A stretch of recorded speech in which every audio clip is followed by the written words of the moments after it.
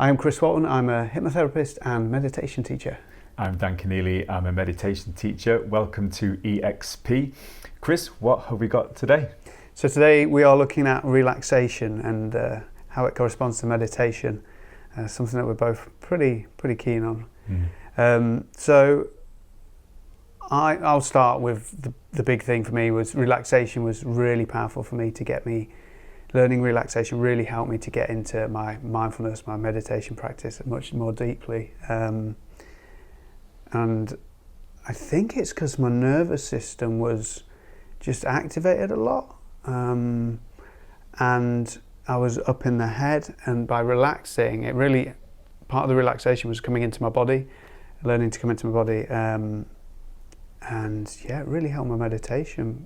But a lot of people don't put them together because I think there's that feeling that relaxation is changing something, whereas meditation is accepting the experience as it is. But I think people are missing a trick. I think we should give people this option and teach them how to use both skills. Otherwise, it might be like myself. They might give up on meditation. It's so common. So common for people to give up because they don't feel that they're achieving in meditation what it is that they want to achieve for many reasons. But one of those might be that they're entering into meditation from a state where their body is just not quite ready to relax in a way that they want their body to relax. And whether it is acceptance or change, like you say, the two go hand in hand. And how to prepare yourself for meditation, consciously be aware that preparing for meditation in terms of relaxation, it can have such a profound effect on people's confidence of the practice, whatever style of meditation you do. And it's, as you say, we should all be advocating for that.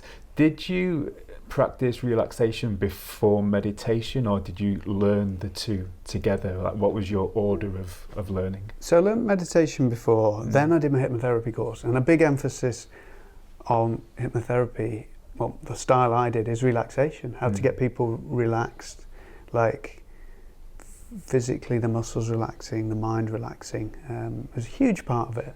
So I learned that, and while I was practicing it and doing it myself, I was just like, wow, what is this thing, this new way of being where I can just sort of feel a bit more relaxed, sit a bit stiller, you know. So yeah, that's how it kind of happened for me. But yeah, like you're saying, so we're sort of saying that a lot of people, there's that barrier, starting to practice meditation barrier, and I think it is the sitting still or the mind being a bit more still, and this is a great way to sort of give that a boost, isn't it? I think so. I think there's two things at play here, two reasons maybe why people find it to be a barrier. One is because when they're learning to do meditation themselves, or they're doing guided meditations and mindfulness meditations, often there's no separation between relaxation and meditation if those two are combined in that session. So people may not realize that relaxing before meditation is a great thing to do, like warming up before a race. You know, you prepare your muscles to run, you can prepare your body to meditate. The second thing I think is that not all teachers place a huge emphasis on relaxing before going into meditation. It's just a case of sit down, close the eyes, and whichever technique you do will go through that process, and during that process your body's going to settle down. So people hear that and think, well, that's my relaxation. My relaxation is going to come as part of the meditation. But you can give yourself a real head start by relaxing before you meditate. Now for me, breath work is my go-to relaxation technique before meditation. Alternate nostril breathing, or a simple 4 in, 6 out. You know, really engage that parasympathetic nervous system and rest and digest, just to kind of allow your body and nervous system to regulate and just decompress a little bit before you close the eyes and then meditate. And it works wonders. It really does. It really does. And there's something to be said as well for that.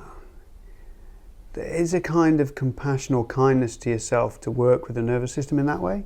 It's very easy to sit down to your meditation practice and bring that same energy of doing and I'm just going to try so hard, I'm going to break through. And people come into my meditation classes and they're pulling that face. They're trying so hard. And I just say, relax your eyes, relax your jaw. Yeah. Like, it's a simple way in. Like, try less. And I think relaxation is acceptance in a way. When you accept something, you relax around it. Yeah. So they do, like you say, they do go hand in hand. So yeah, maybe it's like a boost into it, a little jump start into the practice. I think so. I liken it to preparing to take off in an aeroplane.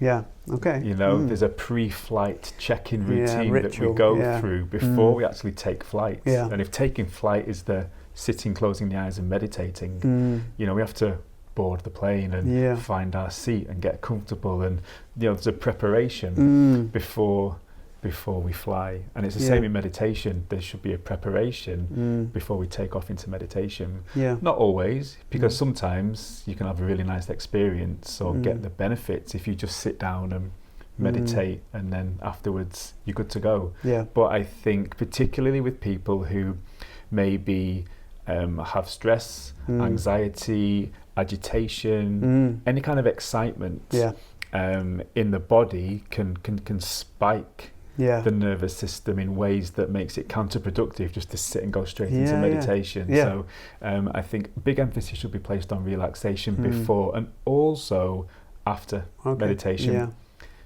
Just like the preparing to take off in the plane, the soft landing, after a flight is absolutely crucial for the same reason. If you open your eyes after meditation and jump straight back into activity, then that's going to spike your nervous system. And potentially, put cortisol and adrenaline back in because you're going straight back into activity. When what we want to do is come out nice and slowly, nice and softly, so that we kind of integrate back into waking state really nicely and just retain the benefits of the body having that rest in meditation. So relaxation before and relaxation after, I think, is absolutely crucial. Totally agree. Totally agree with that kind of transition at the end. Like, you're bringing that experience, that sort of calm or whatever you learn. Because that's the whole point, right? Life. That's the whole point. You want to bring that calmness out into your waking state with you. There's an overused phrase, but we don't meditate for the benefits we feel inside meditation. We meditate for the benefits we feel outside meditation. And that calmness and serenity is part of those benefits. So to lose that the seconds after you meditate by jumping straight back into activity is really counterproductive. So bring it out, come out as slowly as you want and retain some of that calmness until it wears off. But then the next time you meditate, it might last a little bit longer, and then a little bit longer, and that's where regularity is key. Yes, definitely. I could go on for a long time talking about bringing relaxation into your daily life and mindfulness or that concentration. But there's something to be said for that relaxation as a type of soothing or self-compassion, and it's a skill that we don't. I think it's a forgotten skill. We may have never learnt it really. I certainly never really knew how to work with my nervous system. So it also makes sense to have this, to work with this skill as a way of soothing yourself when you need it, whether that's in life and you're a bit stressed out. You can't just do your way out of that stress. You've got to give yourself what you need, and that's how the relaxation fits in with me. It's kind of soothing. Sometimes you just need to relax the nervous system, relax parts of the body and mind. So as the relaxation expert then, because I've been in some of your relaxation sessions when we do, the meditation groups, and I love them. So kind of from your point of view, what else can people do then to kind of integrate some relaxation techniques, or what should they be aware of? So if you're sitting down to meditate and you're thinking, why isn't this happening? That's a great indication to bring a little transition in there, bring a little relaxation.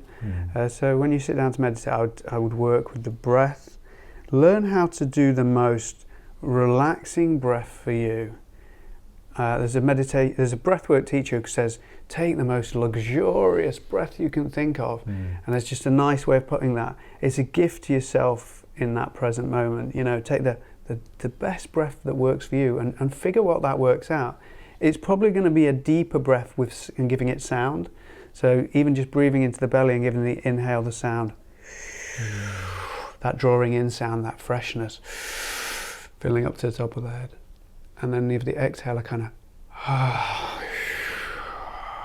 like a wave crashing to the beach, and it's just feel that effort drain out of the body. It's a collapse, isn't it? Yeah, it's collapse of effort, yeah. It means you don't need to do something in that moment. Everything's safe. And it kind of and what we're doing in meditation often is making a home in the present, and relaxation helps you make a home in the body. Which, some people might just close their eyes to meditate, and it might not be great in the body. It might be a bit uncomfortable. Might be a lot going on. So take a few of those deep breaths and let that go. That's a really good point, actually. To think there's a lot going on. Externally, there can be lots going on, but you can still find time to find relaxation for your body, even if externally you're maybe you're meditating in a park or you're meditating on public transport. There can always be disturbances, but making that connection with your body, you'd be amazed how many times, as you know, you can be in a busy place and you begin to meditate and you realise that you're not paying any attention to what's around you at all. You know, you might disappear for 10 seconds, 20 seconds, 2 seconds, minutes. But you lose what's going on outside because your attention has gone inwards. So allowing yourself to connect with your body rather than the stimulation that's around you, if you're meditating in an environment, it's crucial. It's crucial, and it's like an anchor. It takes away that barrier of I can't meditate here. It's far too busy. There's techniques that you can do just to ground yourself first. 100%. And I would even go to say that there was this phrase I saw on Twitter. I can't remember who said it, but he said, start with, or basic method, relax your body, relax yourself. Advanced method, relax the room. And I was like, oh, interesting. You kind of can't relax the room, but you can relax it to you. So like you can almost imagine that you're relaxing the environment you're in. It kind of doesn't make sense, but it does. That you can just become so relaxed that it feels like you're relaxing everything around you. You get it, It just makes people aware that, consciously they can, draw the attention away from the room. It doesn't have to be noisy and stimulating for you, and therefore it's no barrier. You ease yourself in with some relaxation techniques, and it's important to play around with relaxation techniques before meditation. Most people who have a practice in meditation, they're pretty set on what meditation they do if they do it with regularity. But you can play around with the relaxation techniques and find what works. How long should I do it? Do I need to adjust my environment? Is there something that I can do with my breath or body scanning or something that just eases them in, and then you have an A and B test. Then my A test is how I used to meditate before, and my B test is how I meditate having had some relaxation first, and have I noticed any difference? Is it easier to drop in, so to speak? But be playful with it, and if it works, often it's so simple. We're not talking about difficult techniques here, we're talking about really simple stuff. Really simple stuff, and the mind might sort of sometimes be like, what is this nonsense? Breath work, what can that give me? I need to do something, I need to keep doing. But nothing else can give it you really, apart from learning to relax yourself. And no one else is going to give it to you really. They might want to, but really, it kind of comes from you really, that kind of deep relaxation and calm. So, I think so. And then on exit of meditation, again, long breaths maybe, connect again, reconnect, take your time, and to have that smooth. Just think of it as a smooth entry, smooth exit. Yeah. And it's just bookends the meditation beautifully, I think. Yeah, love that. And then it makes sure that all that goodness that you're receiving while you're meditating stays there for a little bit longer. Yeah.